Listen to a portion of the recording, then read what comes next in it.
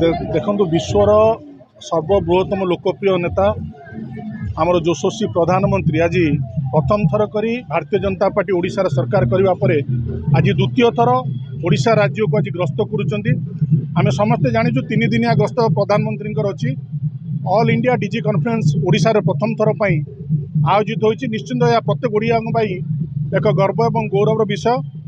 आपण मैंने देखिपे संपूर्ण रास्ता आज निजर प्रिय नेता को अति निकटरू टिके देखापी साधारण जनता किपर आज रास्ता उपरू ओल्लै आसुँच प्रधानमंत्री को भव्य स्वागत करने आज भुवनेश्वर सहर निश्चित भुवनेश्वर सहर जो सहरवासी जो उत्कंठा उत्साह उद्दीपना आप देखिपे निश्चिंत प्रधानमंत्री जो लोकप्रियता दिनक दिन वृद्धि पाई कौन सन्देह ना प्रथम थर करी से विधायक और सांसद मान सहित एक गुरुत्वपूर्ण बैठक बसवे जो विगत 5-6 मास सरकार क्यों कार्य हाथ को नहीं संपादन कर आगामी दिन में कौन करागले ओडिशा शिखर में पहुँचो से गुरुमंत्र प्रदान करेंगे।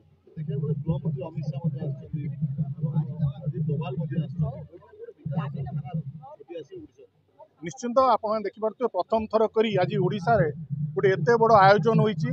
निश्चिंत मुझे कथा आपको कहली आगामी दिन में ओडिशा यह एक सुवर्ण सुजोग आनीदेव। आज जितेबाला समग्र भारत वर्षर डीजी मैंने आज ओडिशा भूमि में पदार्पण कर पवित्र जगन्नाथ माटी में पदार्पण कर निश्चिंत आगामी दिन में ओडिशा यह एक सुवर्ण सुजोग आनीब। निश्चिंत ओडिशा रे जो विकास धारा आगू आहरी अग्रसर हो। 6 मास ओडिशा रे बीजेपी सरकार है मोहन माझी नेतृत्व में बर्तमान ओडिशा राज्य जमी आगु को अग्रसर होची ए बीजेपी सरकार लोकमानकर सरकार तेणु लोकंकर मौलिक समस्या को दूर करने मोहन माझी एटी पूरा तत्पर अच्छा।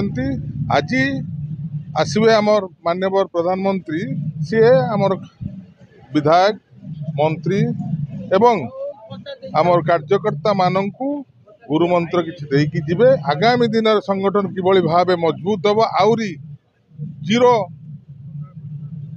ग्राउंड को किभली भाव आमर संगठन जीव से दिगरे आम सहित आलोचना करार अच्छे। बोले आज्ञा पंचायत निर्वाचन आरंभ होना कौटी विरोधी भी तत्पर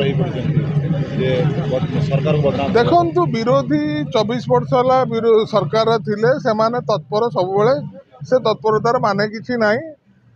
प्रत्येक निर्वाचन मंडली कहतु प्रत्येक पंचायत लेवल आजिका दिन में भारतीय जनता पार्टी बहु आगे अच्छी एवं बहु सबुदिन आपण मैंने देखिए भारतीय जनता पार्टी को आसी विरोध दलर कर्मी सरपंच समिति सभ्य जिला परिषद चेयरमैन आसी जोग दौरान निश्चित भाव आप देखु 3-3टा सांसद आसिक जोग देले। आगामी दिन में विरोधी दल रही ओडिशा आपण मानक एक भी आम कहूँ।